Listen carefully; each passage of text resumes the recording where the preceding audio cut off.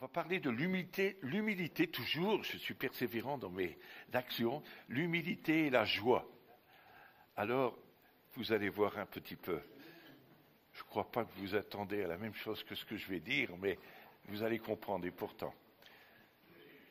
Dans 2 Corinthiens, au chapitre 12, versets 7 à 10. 2 Corinthiens 12, 7 à 10. Il est dit, pour que je ne sois pas enflé d'orgueil à cause de l'excellence de ces révélations, il m'a été mis une écharde dans la chair, un ange de Satan pour me souffleter, il est dit, afin que je ne m'enorgueillisse pas. 3 fois j'ai prié le Seigneur de l'éloigner de moi, et il m'a dit, ma grâce te suffit, car ma puissance devient parfaite dans la faiblesse. Ça, c'est Paul qui parle, vous comprenez ça. Et Paul avait reçu des révélations extraordinaires. Quand vous lisez la Bible, c'est un des seuls parmi tous les apôtres qui a reçu le plus de révélations. On a toutes les épîtres qui sont là, Rome et tout ça, et ainsi de suite, qui nous servent encore aujourd'hui. Et ces révélations, bien souvent, risquent de lui tendre un piège en l'orgueillissant. On dit l'orgueil, voilà. C'est dur, c'est vachement dur le français. C'est pourquoi le Seigneur lui envoie une écharpe dans la chair pour le garder dans l'humilité. Vous comprenez pourquoi je cite ça. Le premier désir de Paul, quand vous le lisez, et que vous allez un peu plus profond, en tout cas, le premier désir de Paul fut de voir disparaître l'écharde. Et par 3 fois, il a demandé à Dieu, supplier le Seigneur de l'en délivrer. Ça devait être terrible, ce qu'il vivait. Vous vous rendez compte, il est parlé, un ange de Satan venait, mais c'est fou, on pourrait se dire, mais pourquoi? Ça veut dire que donc, Satan, il peut même attaquer les chrétiens, quoi. C'est vrai. Et il peut nous attaquer. Et là, c'était ça. Et il demande, et la réponse de Dieu était que l'épreuve était une bénédiction, parce que dans la faiblesse et l'humiliation, il devait produire la grâce et la force du Seigneur pouvait être ainsi manifestée. Il fallait que ces choses soient faites pour qu'il puisse manifester la gloire de Dieu. Sinon, Paul était un homme érudit, n'est-ce pas? Un homme qui a été élevé au pied de Gamaliel. Il connaissait la Torah par cœur. Il avait de l'instruction parce qu'il était officier aussi dans l'armée. Et il était vraiment un homme avec des grades et il disait et il commandait des troupes. Donc il avait une force, il devait savoir parler comme il faut. Et pourtant, voilà, Paul était prisonnier de cet ange qui voulait l'empêcher de pouvoir avancer finalement. Mais c'était pour l'empêcher de s'orgueillir. Et tout de suite, Paul,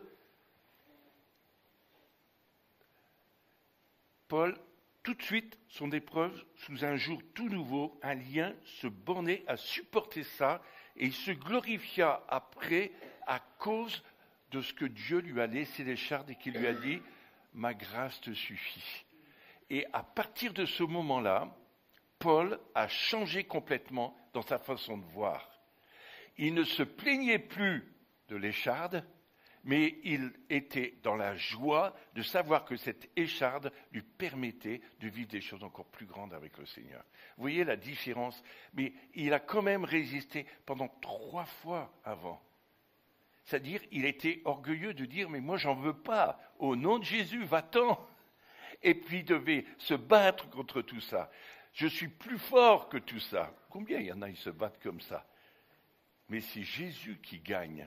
C'est lui qui est le prince de la paix, celui qui vient nous libérer, qui vient nous changer notre façon de vivre.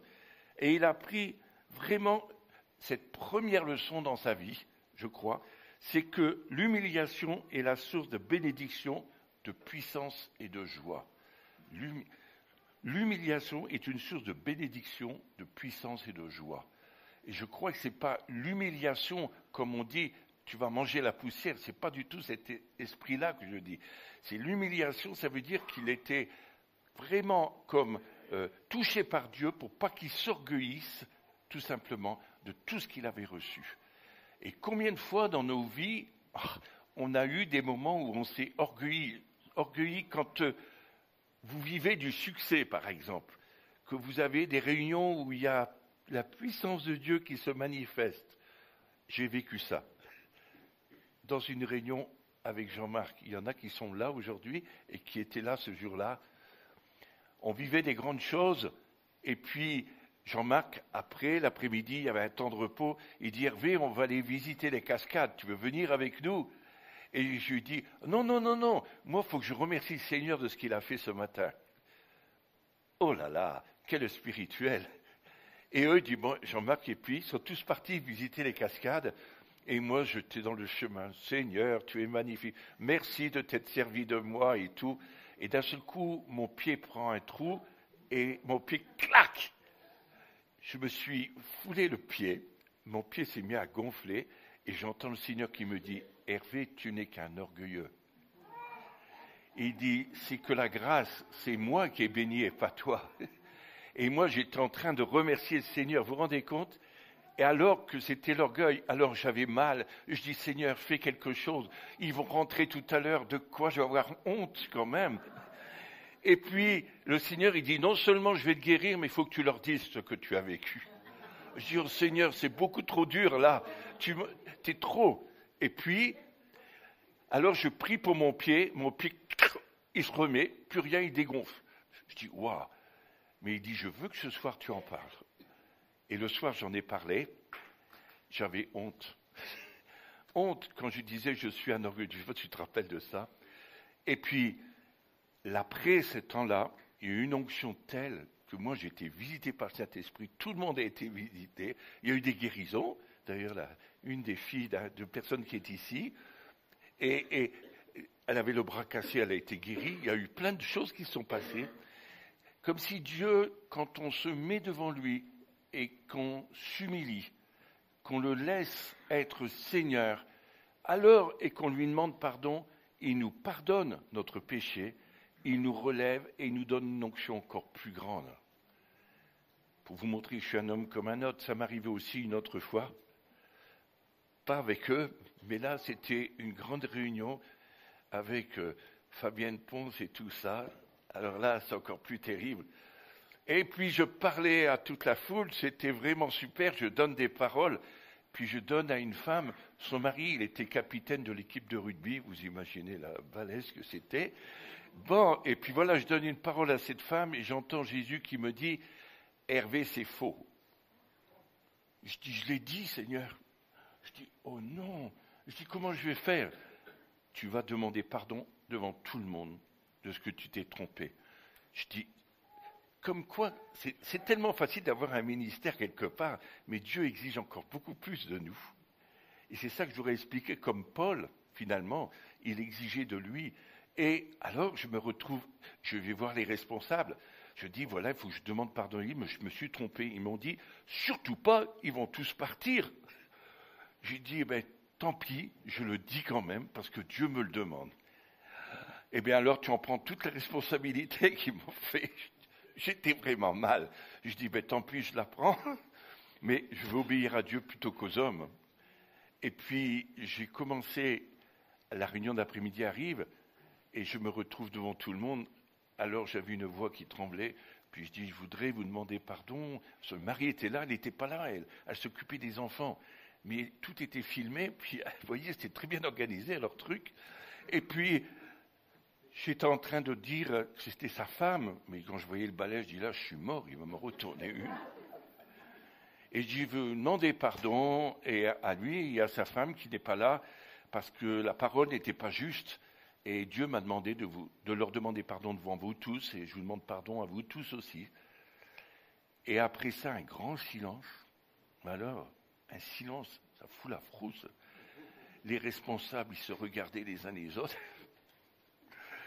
Et puis d'un seul coup, une onction de Dieu descend, des guérisons. Mais j'ai jamais vu autant de guérisons de ma vie, la puissance de Dieu. Mais incroyable, par des paroles de connaissance, des maladies qui partaient, les gens étaient guéris. Mais incroyable, parce que j'ai demandé pardon encore une fois, publiquement, Dieu s'est glorifié parce qu'il a dit, parce que tu as reconnu devant tout le monde que c'est moi qui est Seigneur et pas toi. Et je crois que pour Dieu, c'est très important ça.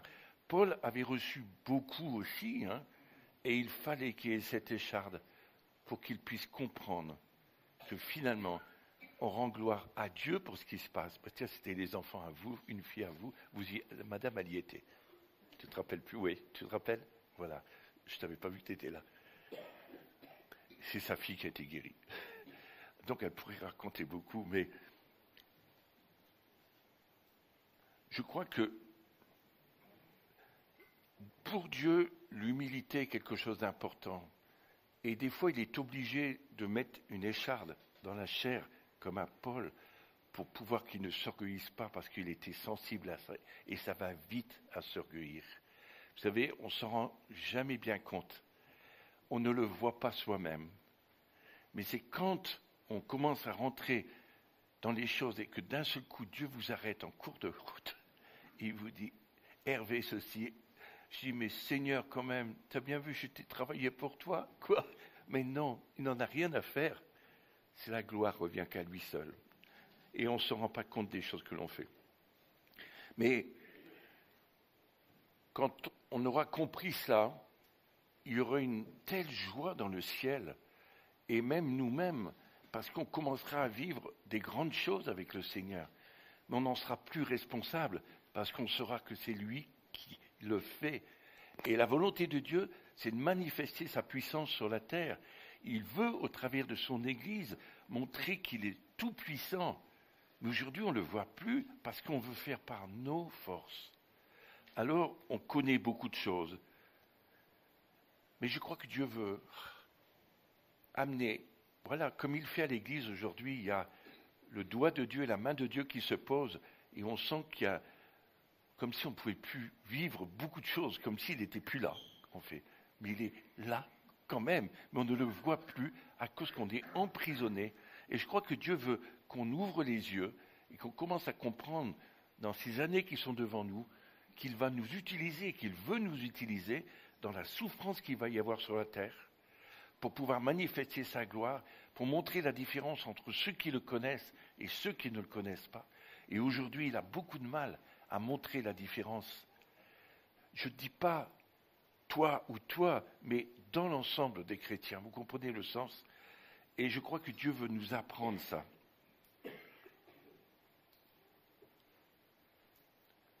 Tant qu'on ne pourra pas dire « je me plais dans la faiblesse et les outrages », je suis rejeté des autres, je suis moqué.